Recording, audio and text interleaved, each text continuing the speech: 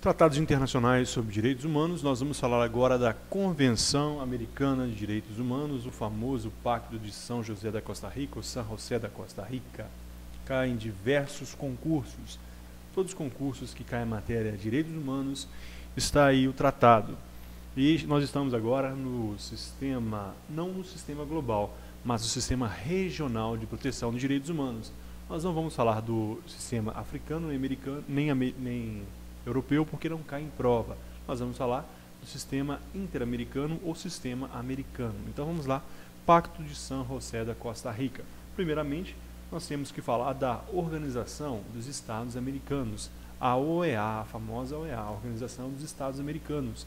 Ela foi criada durante a 9ª Conferência Interamericana, realizada em Bogotá, Colômbia, entre abril e maio de 1948. Conforme o artigo 1º de seu tratado constitutivo, a organização constitui um sistema regional das Nações Unidas. A OEA faz parte do sistema global? Não, sistema regional das Nações Unidas, com o objetivo de obter uma ordem de paz e justiça, promover a solidariedade e defender a soberania, a integridade territorial e a independência dos Estados americanos. Esse organismo multilateral busca a solução pacífica das controvérsias entre os Estados-membros e a cooperação para o desenvolvimento econômico, social e cultural da região. A OEA tem sede em Washington e atualmente é composta por 35 membros. Pessoal, a OEA, a Organização dos Estados Americanos, tem sede em Washington, composta por 35 membros, além de ter admitido 60 observadores permanentes. O que ocorre no caso aqui da OEA? Ela foi criada no contexto pós-Segunda Guerra Mundial. Então, no mesmo ano da Declaração Universal dos Direitos Humanos. É um sistema regional. Tanto a Organização dos Estados Americanos quanto a Declaração dos Direitos do Homem, que foi dos Estados Americanos, que foi proclamada lá em Bogotá, elas são conhecidas no direitos humanos como soft law. O que é isso? Elas têm efeito declaratório. Elas não são normas que não têm efeito constritivos.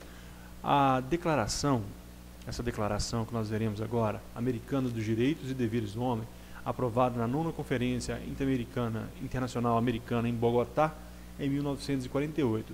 Tanto a declaração quanto o próprio texto de criação da OEA, ele é o exemplo de soft law. Eles têm efeito declaratório, são como a Declaração Universal dos Direitos Humanos, não têm efeito constritivos. Alguém que viola, por exemplo, algo da declaração não pode ser punido, porque não tem efeito constritivo. Por causa disso, foi criada a Convenção Interamericana de Direitos Humanos.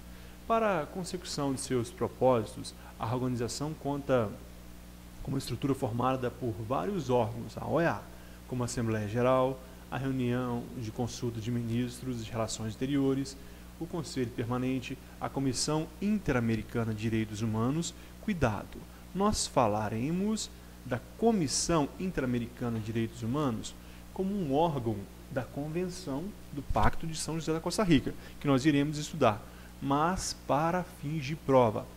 Essa Comissão Interamericana de Direitos Humanos, ela não foi criada pelo Pacto de São José da Costa Rica. Ela já existia desde 1948 na criação da OEA. A Comissão Interamericana de Direitos Humanos, ela veio antes do Pacto de São José da Costa Rica. Isso já caiu na prova. Ainda a Secretaria-Geral, ressalte-se, conforme o artigo 1º do seu estatuto, a Corte Interamericana de Direitos Humanos é instituição judiciária autônoma em relação à OEA e não é um órgão propriamente dito, embora tenha sido criado pelo Pacto de São José da Costa Rica em 1969 ou Convenção Americana de Direitos Humanos. Então vem cá, a Comissão Interamericana já existia desde a criação da OEA. Agora, a Corte Interamericana de Direitos Humanos é o órgão judiciário do Pacto de São José da Costa Rica, é o órgão judiciário e foi criado por este pacto. Então, pode ser chamado Pacto de São José da Costa Rica ou Convenção Americana de Direitos Humanos. São sinônimos. Então, tome cuidado, porque são muitos nomes. Olha, nós temos aqui a OEA, Organização dos Estados Americanos, que foi criada em 1948. Nós tivemos a Declaração Americana dos Direitos e Deveres do Homem, que também é um exemplo de soft law, porque não tem efeitos constritivos. Agora nós já vamos entrar no Pacto de São José da Costa Rica. Lembrando que a Comissão Interamericana de Direitos Humanos não foi criada pelo Pacto, e sim em 48 pela OEA. Agora, a Corte Interamericana de Direitos Humanos, que é o órgão judiciário do Sistema Interamericano de Proteção de Direitos Humanos, ele foi criado pelo Pacto de São José da Costa Rica. Que ano foi assinado o Pacto de São José da Costa Rica? 1969. Fique tranquilo que a gente vai repetir tudo isso que a gente está falando aqui e não vai ficar confuso ao final. Agora sim, direto ao assunto. Adotada e aberta assinatura na Conferência Especializada Interamericana sobre Direitos Humanos em São José da Costa Rica, em 22 de novembro de 1969. 1969 é o ano, portanto, da assinatura, da adoção do Pacto de São José da Costa Rica. Para nós brasileiros, no auge da ditadura militar. Por isso não foi assinado. É lógico que naquela época não se pensava em defender direitos humanos aqui no Brasil, pelo contrário. A Convenção Americana de Direitos Humanos, ou Pacto de São José da Costa Rica, são sinônimos, promoveu reformas profundas no mecanismo de proteção dos direitos individuais criado pela Organização dos Estados Americanos. A Comissão e a Corte de Direitos Humanos tornaram-se os principais responsáveis pelo funcionamento do sistema interamericano. A Comissão de Direitos Humanos é o órgão administrativo do sistema. A Corte Interamericana é o órgão judiciário do sistema. Já caiu em prova e você não vai errar se cair essa questão. A comissão é órgão administrativo. A Corte é órgão principalmente jurisdicional. Nós veremos que ela ainda presta outros serviços, como consultoria, entre outros, mas ela é principalmente o órgão jurisdicional. A comissão foi criada pela OEA em 1948. A Corte Interamericana foi criada em 1969 pelo Pacto de São José da Costa Rica. E como agora, o que o Pacto de São José da Costa Rica fez para a comissão, que já existia desde 48? Essa convenção, ela deu uma nova cara. Ela reestruturou a comissão e deu novas funções para essa comissão de direitos humanos. A Convenção Americana foi adotada, como nós já falamos, na Conferência Especializada sobre Direitos Humanos, realizada em São José da Costa Rica, em 22 de novembro de 1999. Esse texto aqui nós já lemos, mas só entrou em vigor de 18 de julho de 78. Eu sempre falo isso. Se for banca de fundo de quintal, que não tem o que perguntar, elas perguntam sobre datas. O ano que ela foi adotada, 1969, e entrou em vigor dia 18 de julho de 1978.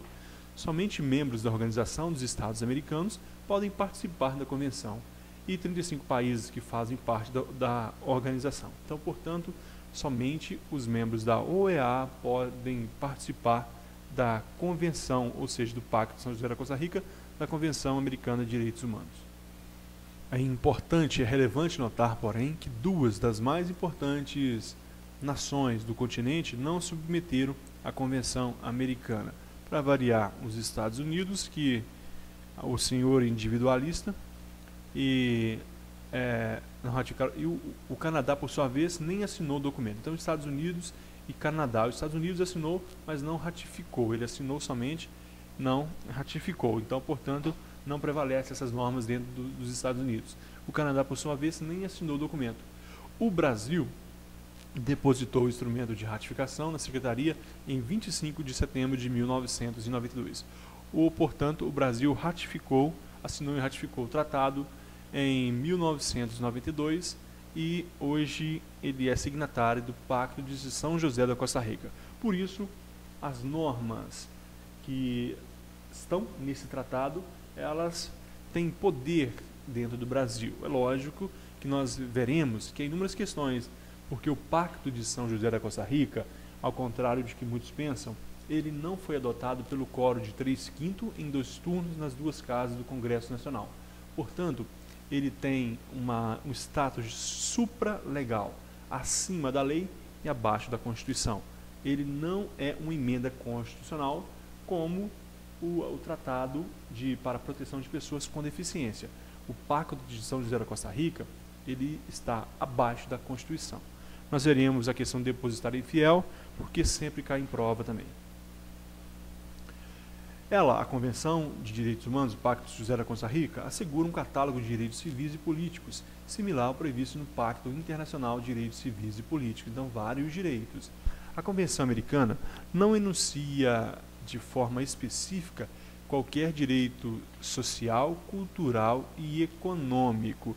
Nós veremos no artigo 26 da Convenção que ela fala assim, sobre direitos de segunda geração, direitos econômicos, culturais e social, mas não de maneira específica, cita, por exemplo, direito ao trabalho, direito a isso, aquilo, mas ela traz uma previsão de proteção dos direitos econômicos, sociais e culturais no artigo 26, limitando a determinados estados que alcancem progressivamente direitos de segunda geração, a plena realização dos direitos mediante a adoção de medidas legislativas e outras que se mostrem apropriadas. Isso está no artigo 26. Então, se cair na prova dizendo que o Pacto de São José da Costa Rica traz somente direitos de primeira geração, mentira, porque o artigo 26 ele traz também a proteção dos direitos de segunda geração. Os direitos de primeira geração, eles têm aplicação imediata. A partir do momento que um país assina o Pacto de São José da Costa Rica, ele está obrigado a implementar de maneira imediata aqueles direitos no seu país, enquanto esses direitos de segunda geração é de maneira progressiva. Posteriormente, em 1998, a Assembleia da Organização Geral dos Estados Americanos adotou um protocolo adicional à Convenção concernente aos direitos sociais, econômicos e culturais. Então, em 1998, nós temos um protocolo adicional facultativo que a maioria dos países aderiram. Então, esse protocolo fala de direitos de segunda geração, direitos econômicos, sociais e culturais. Além do artigo 26, existe agora um protocolo facultativo de 1998, adicionado ao Pacto de São José da Costa Rica, que vem proteger direitos de segunda geração, direitos sociais, econômicos e culturais. A Convenção em tela estabelece os deveres dos Estados de respeitar as liberdades e direitos reconhecidos e de garantir o livre gozo e exercício de direitos, criando assim para os Estados deveres negativos, os quais proíbe o Estado de praticar qualquer ato que viole direitos assegurados, e deveres positivos, obriga o Estado a atuar no sentido de conferir as condições necessárias para o exercício desses direitos garantidos. Então, direitos positivos deveres positivos e deveres negativos. Os deveres negativos é o dever de não fazer, não praticar atos que violem. E os deveres positivos é o dever de fazer, de corrigir, de propiciar acesso, de propiciar a acessibilidade aos outros direitos. Dessa maneira, além de caber ao Estado-membro a obrigação de respeitar e assegurar o livre e pleno exercício destes direitos e liberdades, sem qualquer discriminação, o Estado, no caso o Estado que aderiu ao pacto, deve adotar todas as medidas legislativas e de outra natureza que sejam necessárias para conferir efetivamente os direitos e liberdades enunciados. Além das medidas executivas, os países que aderirem ao pacto devem legislar de maneira que essas medidas, esses direitos previstos no Pacto de São José da Costa Rica sejam implementados no seu país. Não só medidas executivas, não só abster, o não fazer e o fazer, direitos positivos, mas também medidas legislativas para a aplicação desses direitos enunciados. Nós vamos ler inúmeros artigos do Pacto de São José da Costa Rica. Nós vamos ler na íntegra os mais importantes e vamos fazer um resumo dos menos importantes para fins de prova. mas como é o pacto que mais cai em prova, a matéria mais importante, nós vamos fazer um material bem completo. A Convenção elenca em seu capítulo 2º os direitos ao reconhecimento da personalidade jurídica. Personalidade jurídica, a partir do momento que o indivíduo tem a personalidade jurídica, ele tem a capacidade de pleitear direitos. No Brasil, de acordo com o Código Civil, a personalidade jurídica começa no nascimento com vida. Artigo 2º, se eu não me engano, do Código Civil. Mas a lei protege o direito do nascituro, daquele que foi concebido, mas ainda não nasceu. A personalidade jurídica para o Pacto de São José da Costa Rica é desde a concepção. Personalidade jurídica desde a concepção. Houve a anidação ali, aquele indivíduo já possui direitos. Então, direito à personalidade jurídica, à vida, à integridade pessoal, à proibição da escravidão. Nós vamos falar desses mais importantes detalhadamente. A liberdade pessoal, as garantias judiciais, a legalidade e irretroatividade das leis, a indenização por erro judiciário, a proteção à honra e à dignidade, a liberdade de consciência e religião, de pensamento e expressão e de retificação ou resposta, o direito de reunião e de associação, o direito de proteção à família, do nome da criança, o direito à nacionalidade, à propriedade privada, de circulação e residência, direitos políticos e igualdade perante a lei e de proteção judicial. Fique tranquilo, apenas uma leitura introdutória, nós vamos falar de todos esses direitos detalhadamente. Instrumentos destinados a complementar os princípios e direitos consagrados na Declaração e na Convenção. A Organização dos Estados Americanos, ainda a OEA, ainda teve nela, dentro da sua jurisdição, a Convenção Interamericana para prevenir e sancionar a tortura. Dentro do Pacto de São José da Costa Rica está prevista a proibição da tortura e do tratamento desumano, degradante e cruel. Mas tivemos ainda no sistema interamericano a Convenção Interamericana para prevenir e sancionar a tortura. Tivemos ainda o protocolo adicional à Convenção Americana sobre os direitos humanos em matéria de direitos econômicos, social e culturais. Eu falei sobre isso, são os direitos de segunda geração, especificamente dentro da Convenção. É o famoso Protocolo de São Salvador. Guarde esse nome, porque dependendo do nível da sua prova, pode ser que caia esse nome. O que vem previsto? O que traz para os direitos humanos o Protocolo de São Salvador? É fácil. Direitos de segunda geração, direitos econômicos, sociais e culturais. Protocolo de São Salvador, direitos econômicos, sociais e culturais. E ainda o protocolo à Convenção Americana relativo à abolição da pena de morte. Os países que a aderirem vão abolir de todas as formas a pena de morte. E ainda, neste caso, se abolida, nós temos dentro da Convenção o princípio da irretroatividade. Nem por uma nova Constituição será possível estabelecer a pena de morte dentro dos países que aderiram a esse protocolo relativo à abolição da pena de morte. Então, são 3 instrumentos que vieram a ser destinados a complementar os princípios e direitos consagrados nessa declaração, tanto na declaração, no caso de soft law, e ainda na convenção, no caso de hard law, que nós falaremos agora. Para encerrar esse vídeo, nós temos que falar o seguinte: a Convenção Americana estabelece um aparato de monitoramento e implementação dos direitos. Como eu disse, tanto o texto da OEA, de Constituição da OEA, como a Declaração dos Direitos dos Estados Americanos, elas formavam um tipo de soft law. Soft law quer dizer quase direitos, direitos de cavalheiros. Eles não tinham poder de coerção, eram meramente declaratórios. Mas a Convenção, então, trouxe instrumentos conhecidos como hard law, ou seja, tem aqui direitos quase imutáveis, mecanismos constritivos para fazer valer esses direitos. Hard law.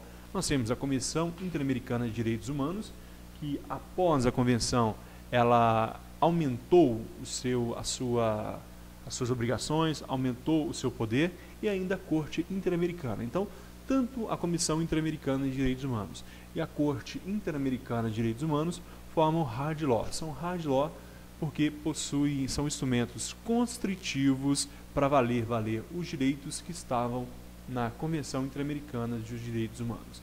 Nós pararemos aqui esse vídeo e eu volto nesse slide na próxima aula. Muito obrigado e até a próxima.